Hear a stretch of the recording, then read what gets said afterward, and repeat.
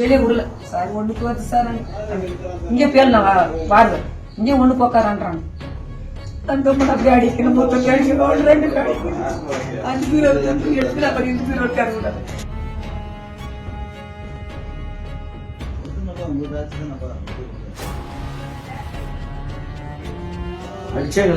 அடிச்சாங்கப்பா, அடிச்சு என்னையும் அடிச்சாங்க, கம்பளுக்கு அடிச்சு சொல்லி தலைமுடிய புடிச்சு பேச முடியாம பண்ணிட்டாங்க.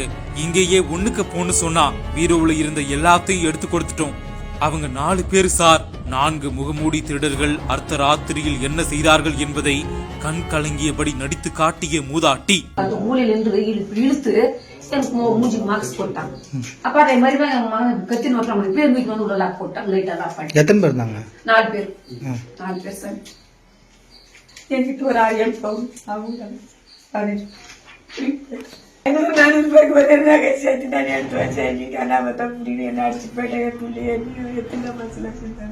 15 சவரன் தங்க நகை, 1 லட்சம் ரூபாய் பணத்தை எடுத்ததோடு கத்தி முனையில் குடும்பத்தையே தாக்கிய கொடூர சம்பவம். திருப்பத்தூர் அடுத்த ராஜபாளையம் பகுதியைச் சேர்ந்த தர்மலிங்கம் மகன் வீரபத்ரன். இவர் தன்னுடைய வீட்டில் குடும்பத்தாருடன் நேற்று இரவு தூங்கிக் கொண்டிருந்தார்.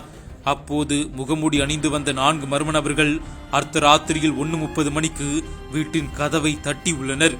அப்போது வீரபத்ரனின் தாயார் கதவை திறந்தபோது கண்ணிமைக்கும் நேரத்தில் உள்ளே புகுந்து வீரபத்ரன் மற்றும் அவருடைய தாயார் மற்றும் அவருடைய மனைவி ஆகியோரை கத்தி முனையில் உள்ளனர்.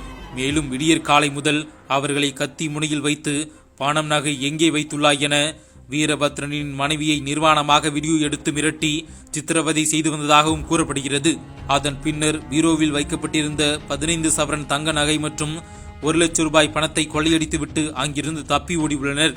இந்த நிலையில் வீரபத்ரனின் தலையில் கத்தியால் வெட்டியும், அதேபோல் வீரபத்ரனின் மனைவியான சத்யாவின் கையில் கத்தியால் உள்ளனர். இதன் காரணமாக திருப்பத்தூர் அரசு மருத்துவமனையில் தீவிர சிகிச்சையும் பெற்றனர். இந்த சம்பவம் குறித்து திருப்பத்தூர் கிராமிய போலீசார் வழக்கு பதிவு செய்து நேரடியாக வீட்டிற்கு சென்று சோதனையிட்டனர். அப்போது நடந்ததை கண் கலங்கியபடி மூதாட்டி நடித்து காட்டி சொன்னார்.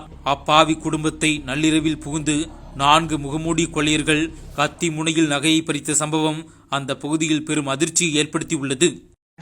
நானும் எங்க பேரனை படுத்துருந்தேன். எங்க 2 பேருக்கு மேல அங்க படுத்துனாங்க. என் மருமகள் என் மனைவி படுத்துனாங்க. 3 வயசுக்காக பட்டாங்க. சரி யாரோட எங்க வீட்டுக்கு கட்டாங்க. 3 வயசு நான் இடல.